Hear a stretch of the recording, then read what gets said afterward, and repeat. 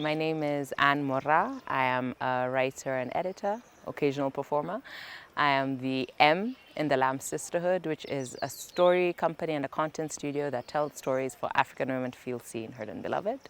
Our primary project this year is called Brazen, which tells the stories of incredible brazen African women from the past and present, but mythologized into folk tales so our little ones can understand and relate and discover how powerfully rooted they are.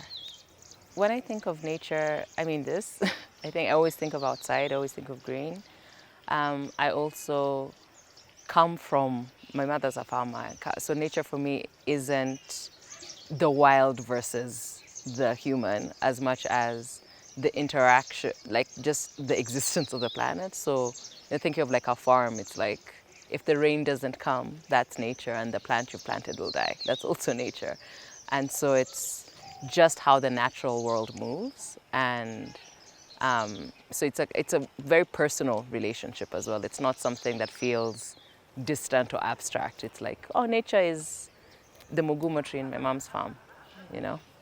Colonial ways, I think, are insistent on separation and distinction, and cultivation is a wrong word because even plants cultivate, even birds cultivate sometimes, but like, I guess management maybe is the term. You know, the grasses must be an inch because that's what I want it to look like, and that is the wall that separates the natural world from me who's inside. And it's this thing to be conquered and explored, which by definition means it's a foreign thing or it's a separate thing, as opposed to this is a thing that I wonder what this tree is feeling.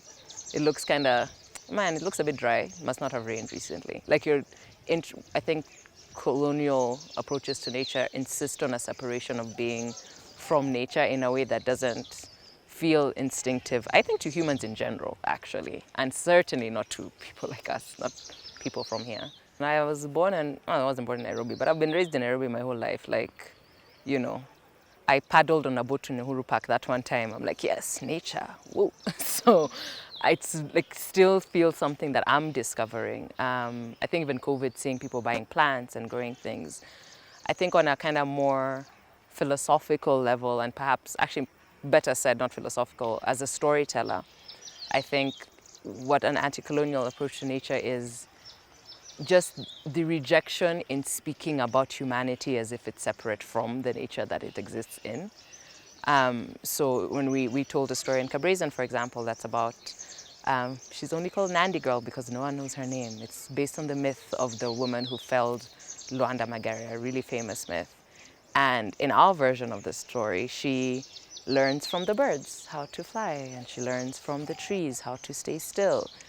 And until it was pointed out by, I believe it was Kaguru actually, it's like, oh, that's an ecofeminist understanding. It didn't occur to me that was an approach to nature that wasn't standard, because of course she learned from the birds. Like, who else would you learn to fly from? It has to be birds. You're not going to learn it from humans. They can't. Like, it's such that instinctive, natural approach to humans are not separate from the world that they're in and from the nature that surrounds them.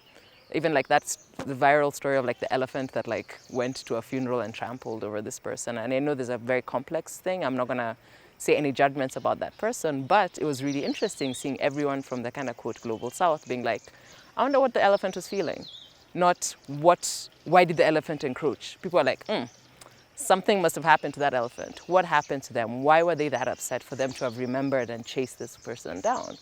And that kind of approach, I think, is anti-colonial, when you refused the idea that nature in its individual elements and its broader scope is separate from you, and that it has agency and thoughts and feelings and things it wants to show you and gift you and things you have to show and gift it to.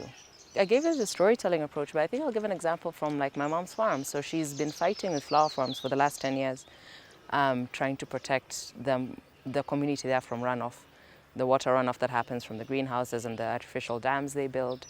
And a thing that I've learned from her and seeing the community members is I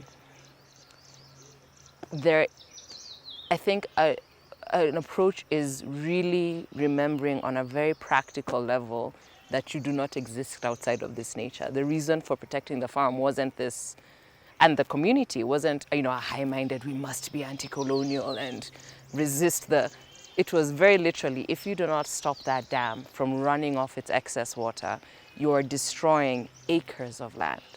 It's literal. You can point and say, this is what happens to the soil when you put in the wrong chemicals. This is what happens to your body when you don't go outside, Even during COVID, like how many studies came out saying, what's really good for you? Be outside. Go outside. Fresh air, sunlight.